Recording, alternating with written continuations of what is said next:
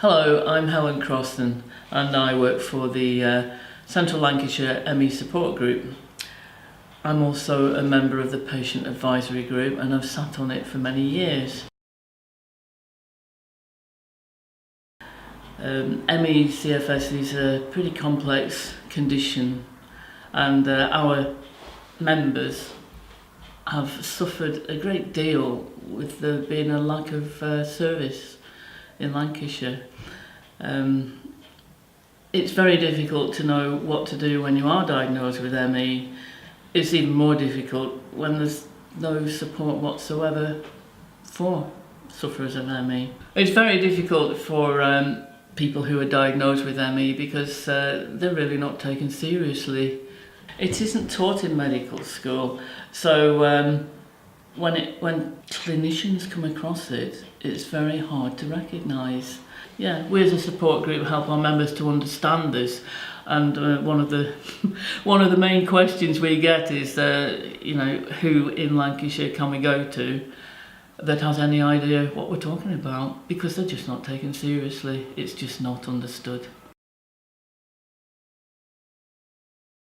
Over the years, I've attended a lot of meetings of the Patient Advisory Group and sometimes wondered why I was there. But the culmination of that is having been involved in the commissioning of the musculoskeletal pathway with ME embedded within. I've put in a lot of time on this over the years. We started in January 2017 with a focus group held at our offices, and we got quite a few people along, and we were asked to raise several issues, what were most important to the patients. The fact that we didn't have a service in Lancashire was pretty high on the list, of course, and it wasn't just what the patients had experienced, it was more about what they wanted to see in the future. So we got a lot of data from that, and that was fed back to the CCGs. I was then invited to participate in the actual commissioning of this service, and initially I was slightly surprised at what I had to do. I read all the submissions, which was quite an arduous task, and I was able to give my honest opinions about the whole process.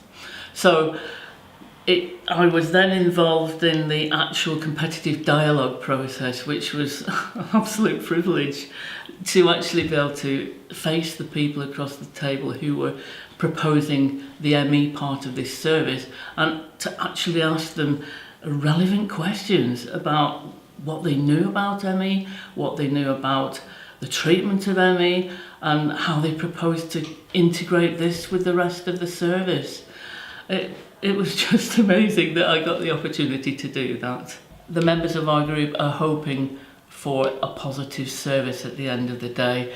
We've had a lot of involvement within, so hopefully we should get the service that we wanted.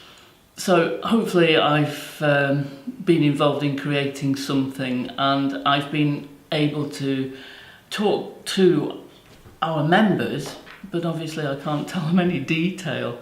But they're most encouraged that we've been part of this process. I get messages saying, keep up the good work and thanks for all you do, which is, why I'm there really.